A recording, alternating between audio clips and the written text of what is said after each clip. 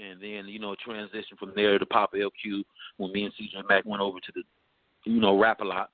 And that happened by way of Battle Cat because I was featured on Domino's first album that came out on Outburst, which was two friends of mine who had that independent company, which was distributed by Def Jam at the time. So I was featured on there, and I ended up meeting Jay Prince, who owns Rapalot, and that's how the Rapalot situation evolved. Seagram actually was the actual first West Coast artist on Rapalot. Then me, then CJ. When I first met Jay Prince, I didn't know who he was.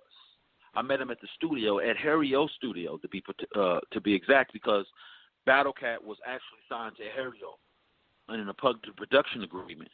And that's how I come to even meet Jay Prince to even do this. But Seagram was already signed first, and unfortunately he had, unfortunate death. So then CJ and I albums came out, and that's how that evolved, and that's how that transpired with that situation. And we was basically, when we all came, we was doing a Rapalot West. It was more than just, we was going to do a whole West Coast division before things got a little complicated, Yeah. Seagram dying and all kind of other things, different distribution deals and so forth, executive things. You mentioned Harry O. He just got out the other day, after all these years. Yeah, he just got out. Battle Cat had actually called me, when they was out in the parking lot waiting for him to be released. 30 years, man. Staying solid, Been a hell of a journey for that man. Made a lot of moves from behind there that a lot of people haven't even made, with this limited freedom that we have. So the man is a, above average thinker, move maker, definitely. Yeah. Proof you can imprison the body but not the mind, He's the living proof of that, for sure. Yeah, made a lot of things happen. But you meet Jay Prince, after you've already, been rubbing elbows with all these cats of the West Coast, all these legendary guys. What was your first thought of Jay Prince? Well, it was funny because, I met him at the studio. So the next day he was like, let's go to Roscoe's, which is a breakfast, like a restaurant here in Los Angeles, pretty popular, Roscoe's Chicken and Waffles. He was like, let's meet up the next day. So when he pulls up with Seagram in the car. Had no idea at the moment they even knew each other. So I'm like, hey, what's up, Seagram? I already knew Seagram, meeting him through Pac and Shock G and Money B them, because when I did my first deal, before the Rapalot situation, I went on tour with them guys and did a lot of shows. So I had already, I'm right here in L.A., so the California connection was already there. So I already knew Seagram. So I'm like, oh, what's up, Seagram? So then I'm like, okay, when we get to Roscoe's, in the middle of conversation, like a meet and greet, Jay Prince goes to the restroom, and Seagram asks me, you know who that is? At this time, I didn't even know who it was. I was like, yeah, that's an A&R for Rapalot. He was like, no, that's the owner. So I was like, oh, shit. Okay. You know what I'm saying? So when I first met him, I thought he was an A&R rep. He hands me the card to say Jay Prince Rapalot. It doesn't say CEO or nothing. It doesn't say a job title. It just says Jay Prince Rapalot. You know what I'm saying?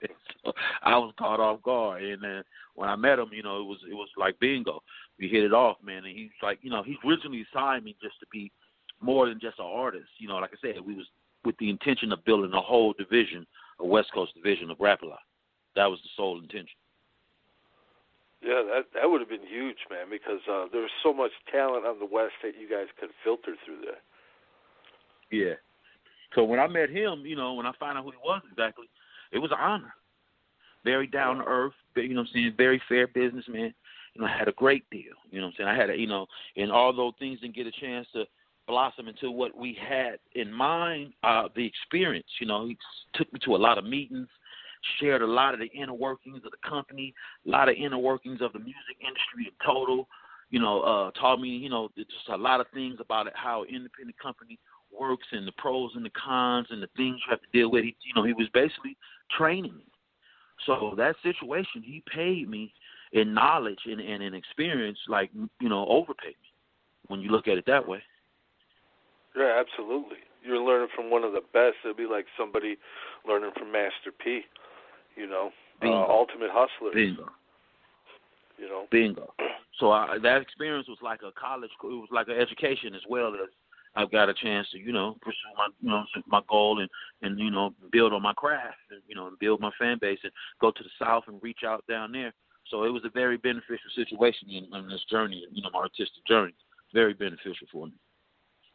Yeah, absolutely. I really love that album. You know what I'm saying? You're Insane in My Reality. Who did the majority of the production on it? The majority of the production was Mike Dean and N.O. Joe. And, of course, we know who Mike Dean is right now. He's doing a lot of production for Kanye West and a few other people over there in that camp. And he's a master engineer. And he did majority of the album, him and N.O. Joe, who was another phenomenal producer. And Battle Cat and Bosco. My guy from Portland, and because Bosco and I, after the Rapalot situation, we went on to do a group together, him, Bosco, myself, and Cool Nuts, the DBA. So, but it was mainly led by Mike Dean and N.O. Joe. Make sure to subscribe to the channel, hit the bell for notifications, like, comment, share. Also go over to UGSforLife.com, download the entire archive, and check out new episodes on Apple Podcasts and Blog Talk Radio.